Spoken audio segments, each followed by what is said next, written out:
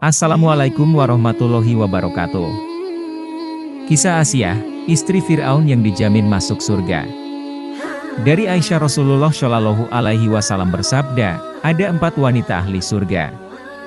Mereka adalah Maryam binti Imran, Fatimah binti Rasulullah, Khadijah binti Khuwailid, dan Asyah. Nama Maryam binti Imran sepertinya sudah tidak asing lagi di telinga kita. Ia adalah ibunda Nabi Isa alaihi salam yang selalu menjaga kesucian dirinya dan bertakwa kepada Allah Subhanahu wa Ta'ala. Fatimah adalah putri Rasulullah tercinta. Ketatannya pada suami tercinta menjadikannya salah satu perempuan yang dirindukan surga. Begitupun dengan Khadijah binti Khuwailid, wanita pertama yang masuk Islam serta istri pertama Rasulullah Shallallahu Alaihi Wasallam. Istri yang selalu mendukung perjuangan Rasulullah Shallallahu Alaihi Wasallam dalam menyebarkan agama Islam.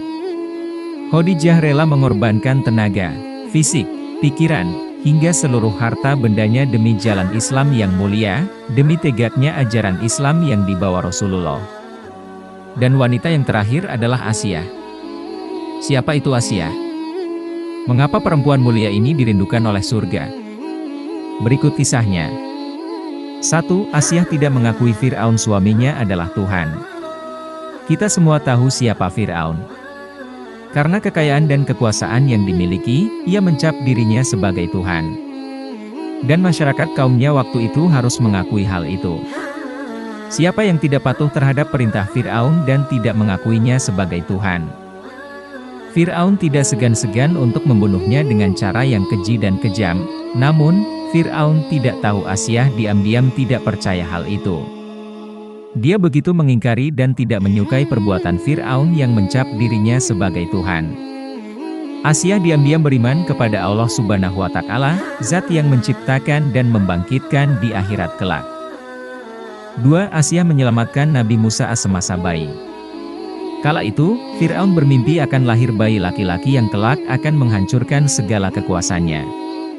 Setelah bermimpi hal seperti itu, dengan cepat Fir'aun memerintahkan kepada seluruh prajurit dan rakyatnya untuk membunuh setiap bayi laki-laki yang lahir atau menguburnya hidup-hidup.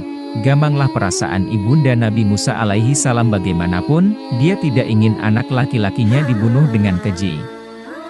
Diam-diam, ia meletakkan Nabi Musa alaihi salam yang masih merah ke dalam keranjang, dan menghanyutkannya ke sungai. Aliran sungai kemudian membawa keranjang yang berisi Nabi Musa kecil di dalamnya. Saat itu Asyah beserta dayang-dayangnya baru selesai mandi di sungai dan mendapati keranjang Nabi Musa. Saat melihat ada bayi yang masih merah di dalamnya, Asyah sudah jatuh cinta pada bayi tersebut. Sudah lama, dia dan Fir'aun belum dianugerahi keturunan. Sehingga saat melihat bayi dalam keranjang yang tidak lain adalah Nabi Musa alaihi salam, membuat Asyah memutuskan untuk merawatnya. Apa yang tidak pada Asyah? Fir'aun begitu mencintai istrinya itu. Dia tidak sanggup menolak permintaan istrinya yang ingin memelihara Musa. Fir'aun goyah pada keputusannya kalau setiap bayi laki-laki yang baru lahir wajib dibunuh.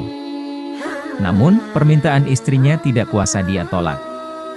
Fir'aun luluh dan membolehkan Musa untuk dirawat oleh Asyah, istrinya hingga dewasa kelak.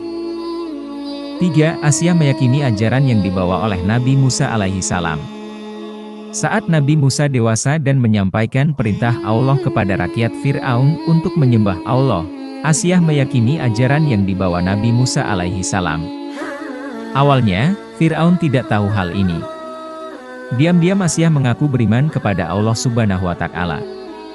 Tidak ada Tuhan selain Allah, dan Fir'aun bukan Tuhan. Pada akhirnya, Fir'aun mengetahui hal ini. Fir'aun murka pada Asyah. Dia menyiksa Asyah dengan dijemur di padang pasir, tidak diberi makan, dan mengalami penyiksaan fisik. Segala bentuk penyiksaan itu akan dilepas jika Asyah mengaku Fir'aun adalah Tuhan. Namun ternyata, keimanan di dada Asyah lebih besar dibandingkan rasa sakit atas segala penyiksaan yang dilakukan Fir'aun. Kerinduan akan surga dan bertemu dengan Allah lebih dirindukan daripada keindahan dunia yang semu beserta segala isinya. Terakhir, saat sebuah batu besar akan dihantamkan ke dadanya agar mengaku Fir'aun adalah Tuhan, Asyah tetap menolak. Asyah tetap mengatakan bahwa tiada Tuhan selain Allah. Dia kemudian menutup matanya dan meminta kepada Allah, "Ya Tuhanku, bangunkanlah untukku sebuah rumah di sisi mu dalam surga dan selamatkanlah aku dari Fir'aun dan perbuatannya dan selamatkanlah aku dari kaum yang zalim." Quran Surat At-Tahrim ayat 11. Saat mengatakan hal ini, batu besar itu menghantam dada Asyah hingga akhirnya Asyah menutup matanya selama-lamanya, meninggalkan dunia yang fana. Dan kala itu doanya langsung dijabah oleh Allah Subhanahu wa Ta'ala, Asyah dibangunkan sebuah rumah di surga. Hal ini karena benar-benar Asyah memperjuangkan keimanannya kepada Allah Subhanahu wa Ta'ala. Tidak peduli nyawa taruhannya. Asyah hanya berkata, "Tiada Tuhan selain Allah."